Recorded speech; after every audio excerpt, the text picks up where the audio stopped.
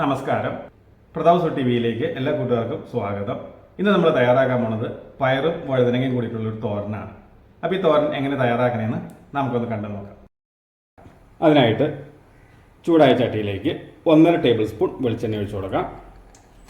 1/2 teaspoon കടുക്, 2 പച്ചമുളക്, ഒരു ചെറിയ സവാള ചെറുതായി നീളത്തിൽ അരിഞ്ഞത്, 3 പച്ചമുളക് ചെറുതായി അരിഞ്ഞത് ചെറുതായിട്ടൊന്ന് വാട്ടിയെടുക്കാം. അതിലേക്ക് ഒരു അല്പം കറിവേപ്പില കൂടി ചേർക്കാം. ഉള്ളി ഇതുപോലെ ചെറുതായി വാടി വന്നു കഴിയുമ്പോൾ അതിലേക്ക് 1/4 ടീസ്പൂൺ മഞ്ഞൾപ്പൊടി ചേർക്കാം. ഇളക്കി കൊടുക്കാം. മഞ്ഞൾപ്പൊടി പച്ചമണമൊക്കെ മാറി വന്നിട്ടുണ്ട്.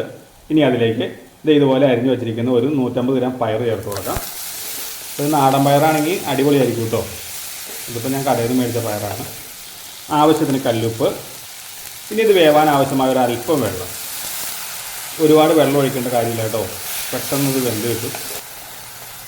അടച്ചു വെച്ച് ചെറു തീയിൽ നല്ലതുപോലെ ഒന്ന് വേവിച്ചെടുക്കാം. ഇടയ്ക്ക് ഇതുപോലെ 1-2 വട്ടം ഒന്ന് ഇളക്കിയിട്ട് കൊടുക്കണം കേട്ടോ. പയറൊരു പകുതി കൂടുതൽ വേവായി കിട്ടിയാൽ മതി. വീണ്ടും അടച്ചു വെച്ച് തന്നെ വേവിക്കാം. അപ്പോൾ ആ പയർ പകുതി കൂടുതൽ വേവായി വന്നിട്ടുണ്ട് കേട്ടോ. ഈ സമയത്ത് അതിലേക്ക് ഒരു 250 ഗ്രാം വഴുതനങ്ങ ഇതുപോലെ നീളത്തിൽ എരിഞ്ഞ് പ്രത്യേകം കഴുകിയെടുത്താണ് അതുകൂടി ചേർക്കാം. ഇനി അത് നല്ലതുപോലെ ഒന്ന് ഇളക്കി വേവിപ്പിക്കാം. അതിന് മുകളിലേക്ക് 1/2 കപ്പ് തേങ്ങ ചിരകിയത് കൂടി ചേർക്കാം.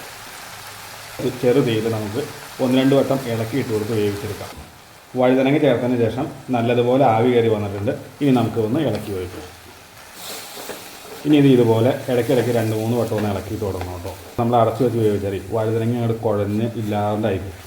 അപ്പോൾ അതിൽ നല്ലത് ഇങ്ങനെ തുറന്ന് വെച്ച് വേവിക്കുകയാണെങ്കിൽ വഴുതനങ്ങ വല്ലാതെ അങ്ങ് ഉടഞ്ഞു പോകാതിരിക്കും. ഇടയ്ക്ക് ഇതുപോലെ 2-3 വട്ടം ഒന്ന് ഇളക്കിയിട്ട് കൊടുക്കണേ. അപ്പോൾ അതാണ് നമ്മുടെ സ്വാദിഷ്ടമായ വഴുതനങ്ങയും പയറും കൂടിയിട്ടുള്ള തോരൻ തയ്യാറായിട്ടുണ്ട്. ഇതിപ്പോൾ ഞാൻ എടുത്തതാണ് നീളത്തിലുള്ള വഴുതനങ്ങയാണ് കേട്ടോ. ഇതിപ്പോൾ ഒറ്റ കത്രിക്കയാണെങ്കിലും നമുക്ക് ഇതുപോലെ തന്നെ ചെയ്യാൻ പറ്റും കേട്ടോ.